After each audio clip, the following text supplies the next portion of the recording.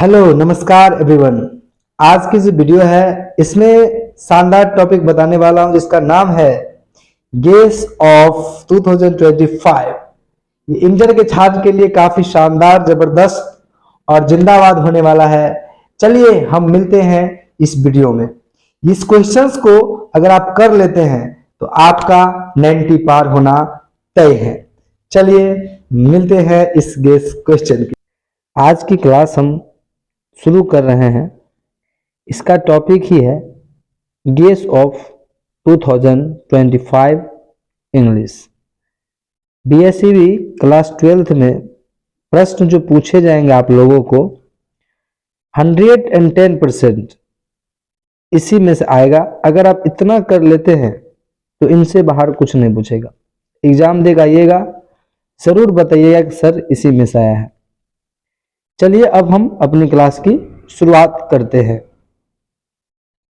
दोस्तों, सबसे पहले इस बात को ध्यान रखना है, ये जो मैं बता रहा हूं इंटर के छात्र के लिए बता रहा हूं जो इस बार एग्जाम देंगे 2025 में। अब ध्यान देने योग्य बात ये है, इसका नाम ही है गेस ऑफ 2025 इंग्लिश सब्जेक्ट। अब यहां पे क्या करनी है आपको, सबसे पहले आपको पता है कि एग्जाम में 100 मार्क्स का, कितने मार्क्स का, 100 मार्क्स का आती है क्वेश्चंस, जिसमें से 50% ऑब्जेक्टिव रहता है और 50% सब्जेक्टिव रहता है। ऑब्जेक्टिव के लिए आपको क्या करना है, आपको मैं गाइड कर सकता हूं कि आप पूरे सिलेबस तो पढ़ ही लिए होंगे तो अच्छी बात है, नहीं पढ़े हैं तो भी घबराने की बात नहीं है।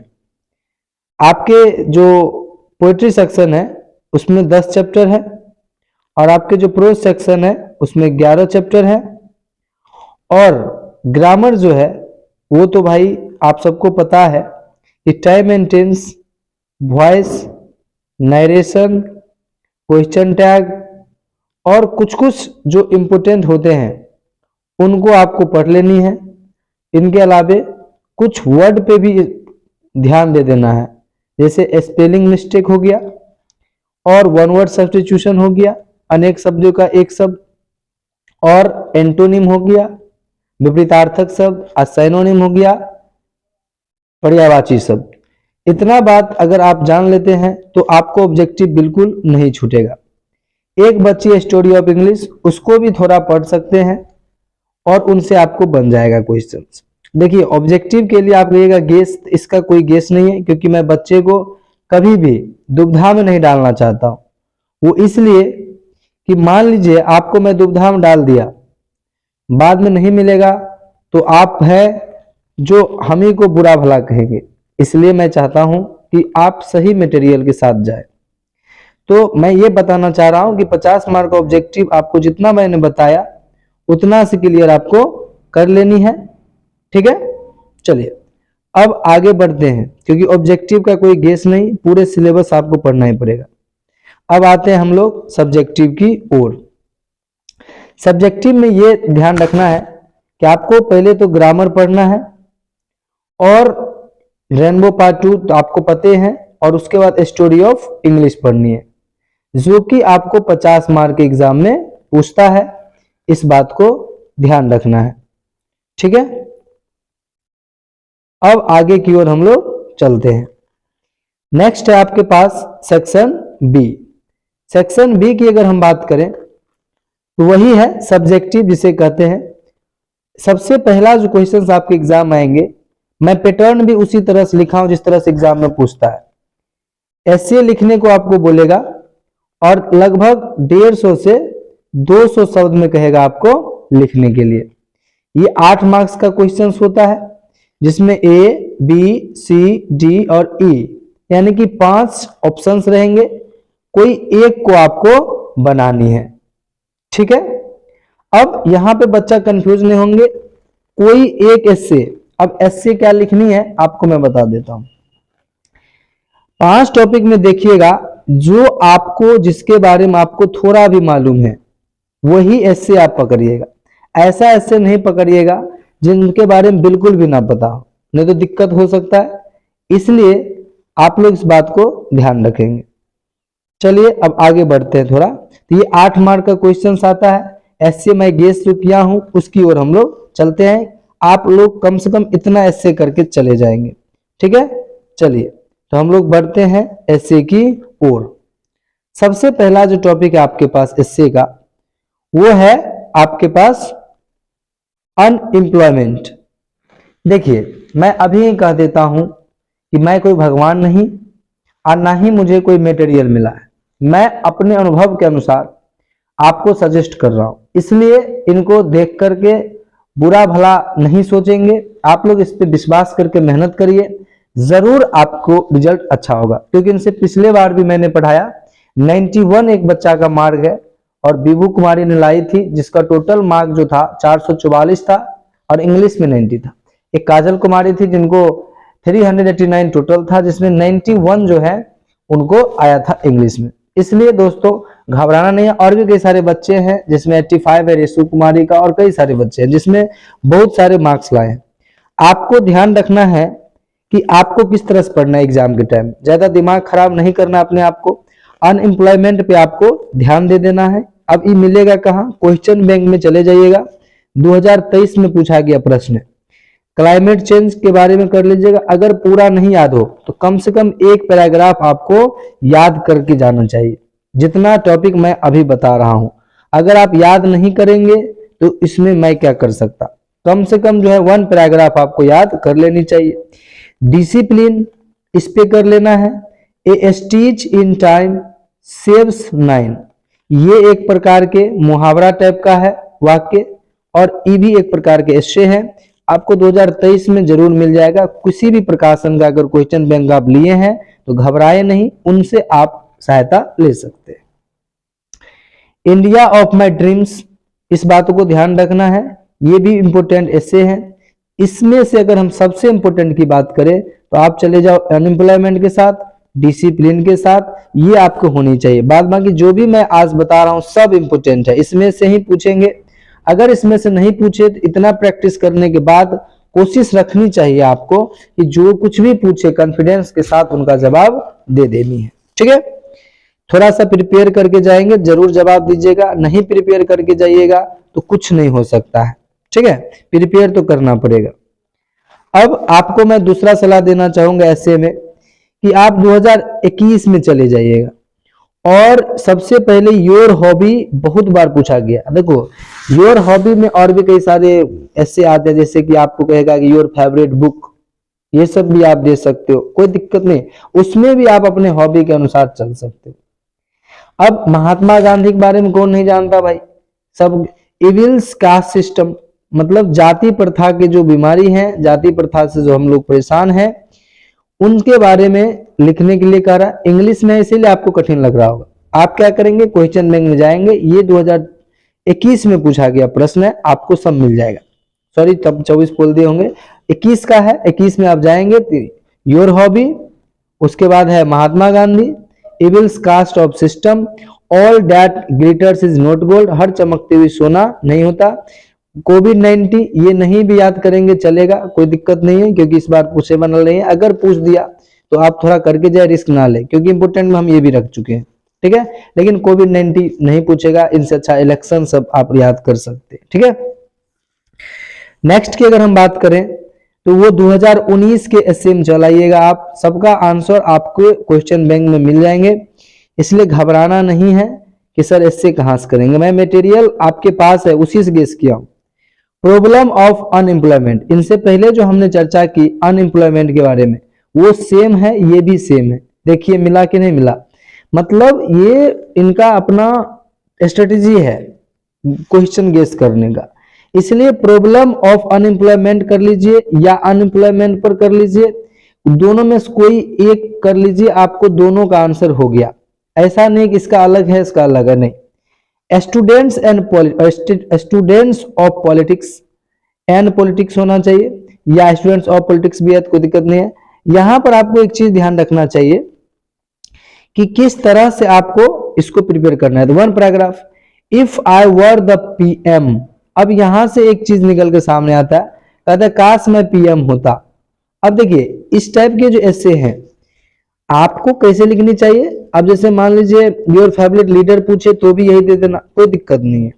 और I were the PM of India, तो ये काल्पनिक घटना है। आप जो है सो पीएम बनेंगे इंडिया के तो क्या क्या कर सकते हैं। अगर आपको आता है तो ठीक है, नहीं आता है तो थोड़ा एक पैराग्राफ कम से कम आप याद करके जाए।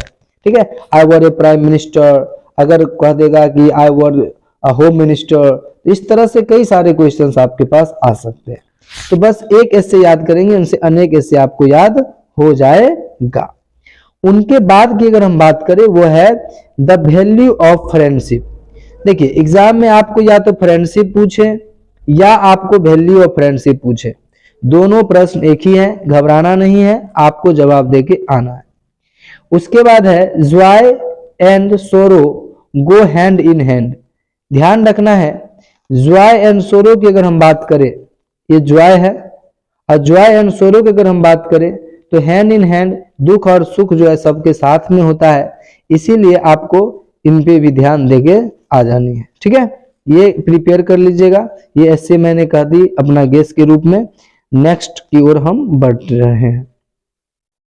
उसके बाद माई एम इन लाइफ, उसके बाद हो जाएगा हेल्थ इज वेल्थ।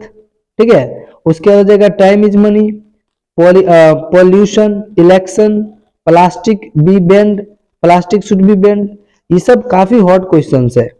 अगर ये सब नहीं करके गए तो आप फंस जाएंगे ऐसे में, क्योंकि ऐसे क्या होता है कितनों आप गेस कर लीजिए ऐसे मिलने वाला नहीं, लेकिन जो मैं अभी बता रहा हूं इनसे जरूर मिलेगा। आप इतना करके जाए विश्वास करके। स्वच्छ भारत अभियान, इतना करके जाना है, आपको इसी में आएगा। ठीक है, एग्जाम देकर आएंगे तब आप कमेंट करिएगा जरूर कि भाई आया कि नहीं आया। और मोस्ट इम्पोर्टेंट ये भी है एजुकेशन। क्या है? एजुकेशन। इस पे तो गौर फरमाइएगा। एजुकेशन से रिलेटेड कुछ भी पूछे आपको यही जवाब देके आना है, इसीलिए घबराने की कोई बात नहीं है। ठीक है, चलिए नेक्स्ट जो है 2 नंबर क्वेश्चंस आपके पास पूछी जाएंगी, तो इसको भी आपको ध्यान रखना है। 2 नंबर में क्या जवाब देना है आपको, वो है एक्सप्लेनेशन। एक्सप्लेनेशन में क्या करना है आपको, 1 से 5 चैप्टर। ठीक है, प्रोज की अभी हम बात कर रहे हैं, 2 एक्सप्लेनेशन पूछता है, एक पोएट्री का भी एक प्रोज का भी।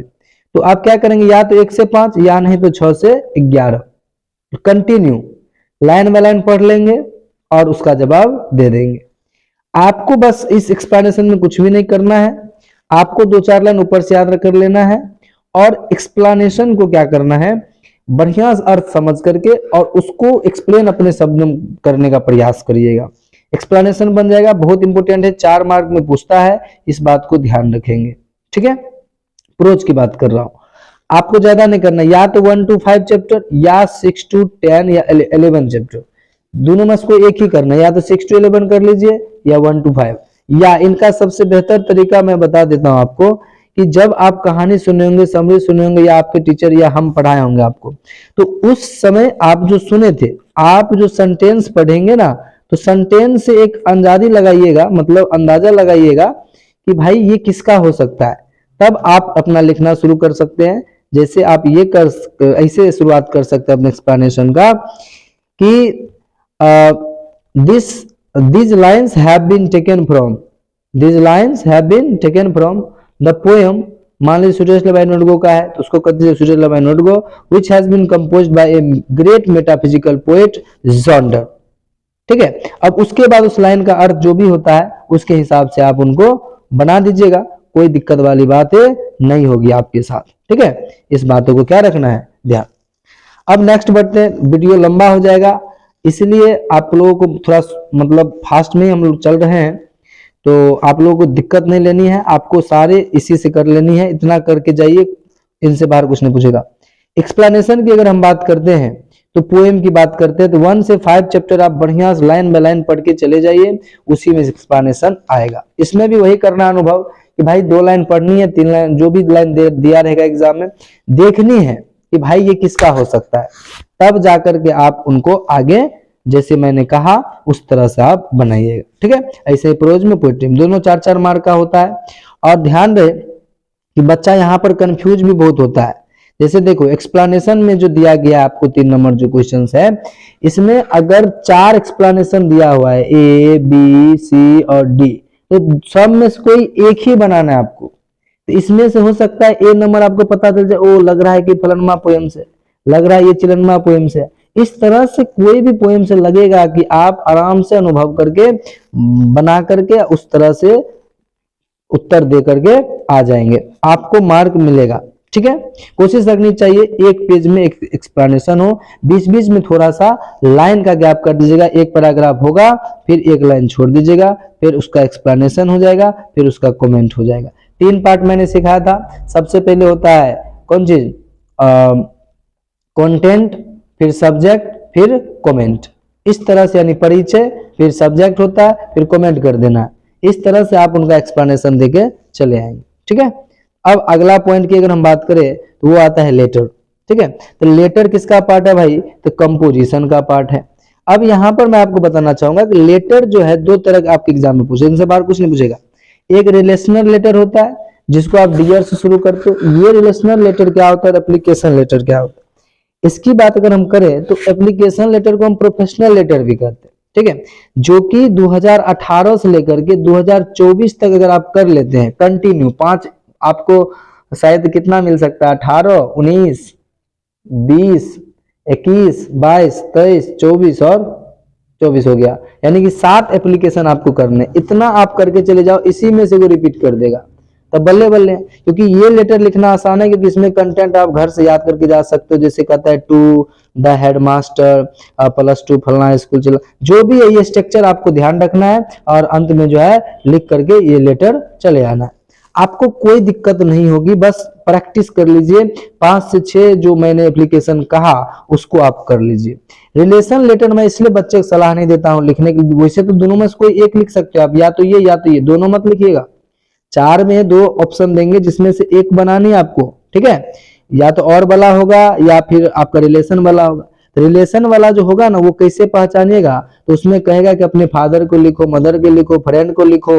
इस तरह से हो जाता है आपका रिलेशन लेटर। लेकिन एप्लीकेशन लेटर क्या होता है, जैसे स्कूल में लिखो, ऑफिस में लिखो, मंत्री को लिखो, इस तरह के जो लेटर होंगे वो आपके पास आ जाएंगे। कौन सा, एप्लीकेशन। इसलिए हम सलाह देंगे आपको एप्लीकेशन लिख के आएंगे, जिनसे आपको फुल में फुल भी आएगा, क्योंकि इसका कंटेंट कुछ आप घर से करके चले जाएंगे। लेकिन इसमें ज्यादातर कंटेंट आपको खुद से लिखना पड़ सकता है। अगर आपको रिलेशन लेटर अच्छा है तो आप वही करके चले जाए, हमें कोई दिक्कत नहीं।